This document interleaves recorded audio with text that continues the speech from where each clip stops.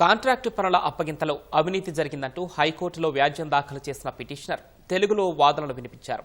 ఖమ్మం జిల్లాకు చెందిన ఎంఎస్ఆర్ కన్స్ట్రక్షన్స్కు 22కు పైగా కాంట్రాక్టులు ఇచ్చిన పంచాయతీరాజ్ R&B అధికారులపై చర్యలు తీసుకోవాలని 2020లో ఖమ్మం జిల్లా సీతారాంపురానికి చెందిన తుమ్మలపల్లి రాంబాబు వేసిన వ్యాజ్యంపై ప్రధాన న్యాయమూర్తి justice Aparesh Kumar Singh, justice GM మొహియుద్దీన్తో కూడిన ధర్మాసనం విచారణ చేపట్టింది.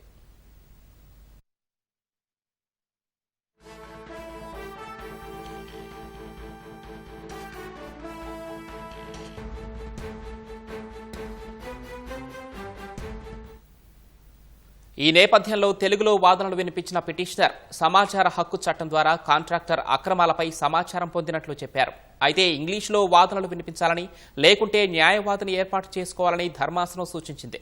న్యాయవాదిని పెట్టుకోలేకపోతే న్యాయ సేవాధికార సంస్థ ద్వారా సాయం పొందాలని పేర్కొంది.